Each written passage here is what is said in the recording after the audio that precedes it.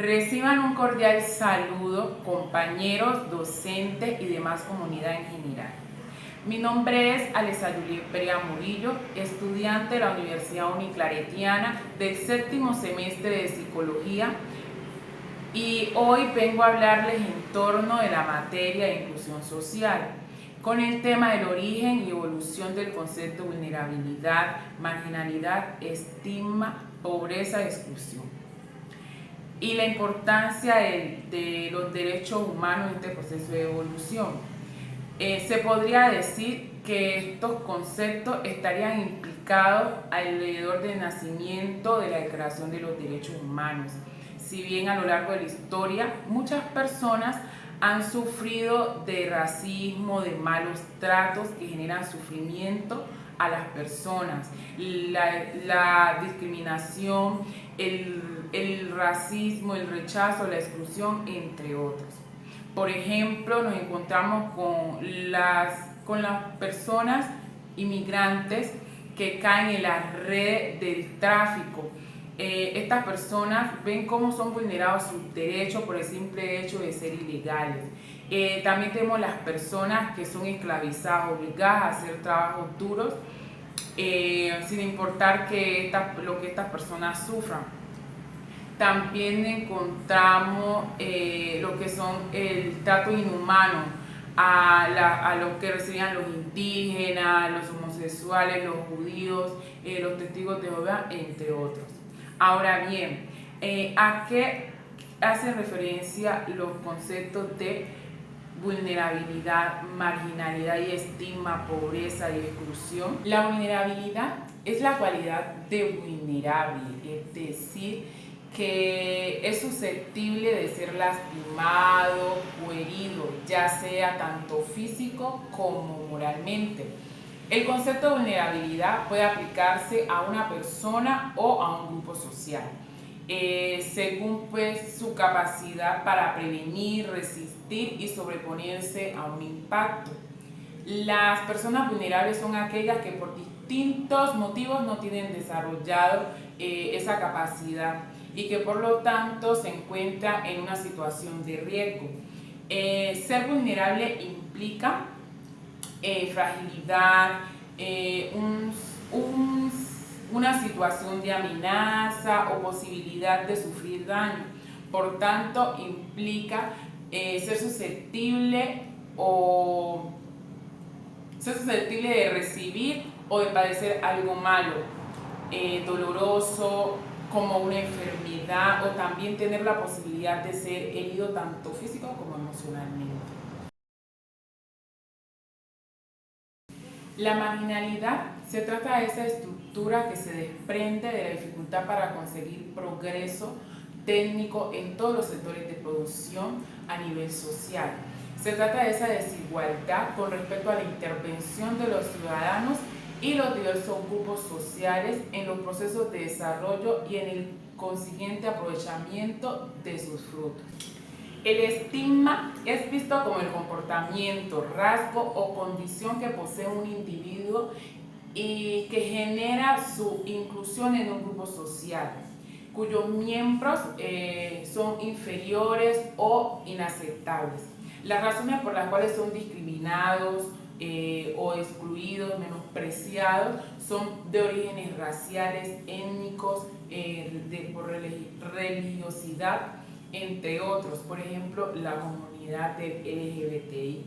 La pobreza hace referencia a la falta de recursos para satisfacer y disfrutar de una calidad de vida mínima, o la deficiencia de los medios para lograr una calidad de vida deseada.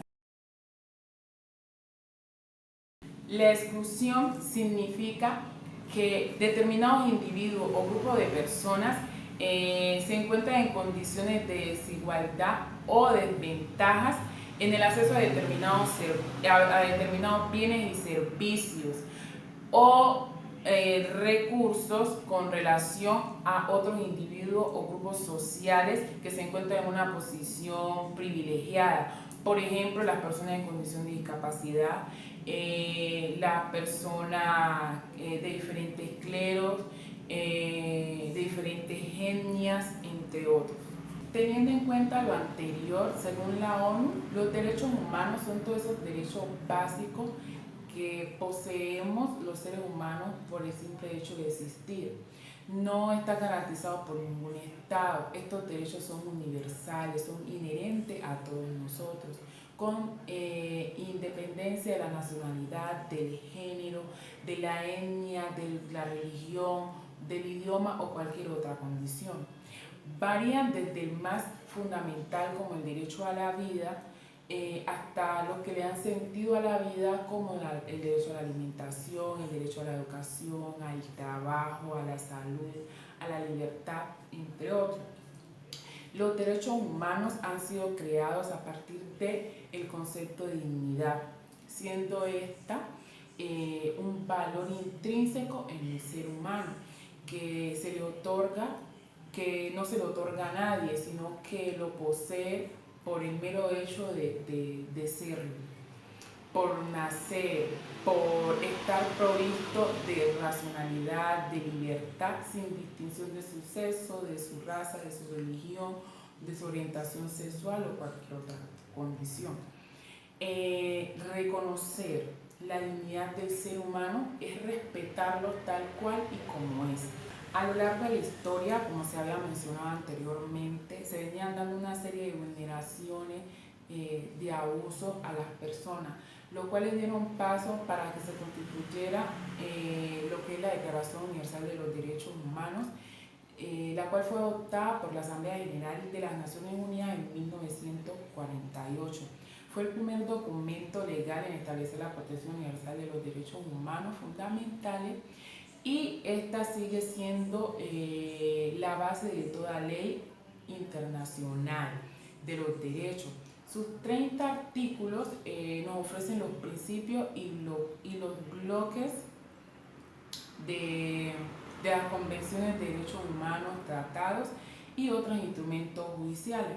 Los derechos humanos son una página gloriosa en la historia y deben de ser tratados, pueden de ser reconocidos como tal. La Declaración Universal de los Derechos Humanos, junto con los otros dos pactos, el Pacto Internacional de los Derechos Civiles y Políticos y el Pacto Internacional de los Derechos Económicos, Sociales y Culturales, componen la Carta Internacional de los Derechos Humanos. Los derechos humanos se dividen en dos grandes grupos: los derechos de primera generación y los derechos de segunda generación. En los derechos de primera generación hay dos subgrupos. El primero son esos derechos civiles y fundamentales, en donde están contemplados el derecho a la vida, el derecho a la libertad. Y el otro es de los derechos políticos, que son los derechos relacionados con el sistema político y la garantía de los derechos humanos en este sistema.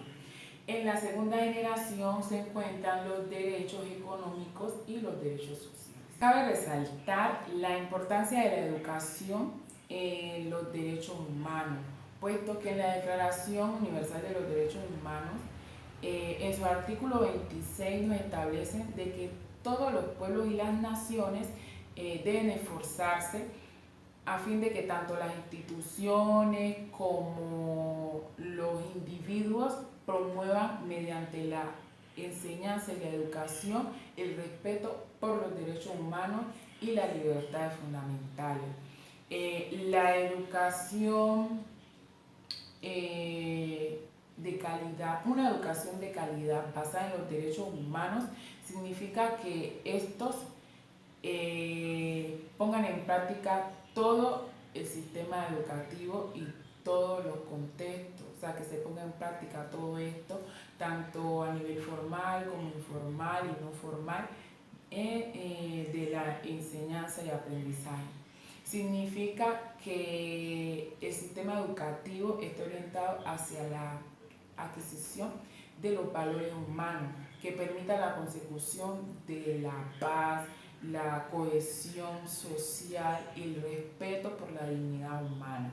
Para finalizar, es fundamental resaltar que la inclusión social asegura de que todas las personas, sin distinción alguna, pueden ejercer sus derechos y garantías, aprovechar sus habilidades y beneficiarse de las oportunidades que les ofrece su entorno.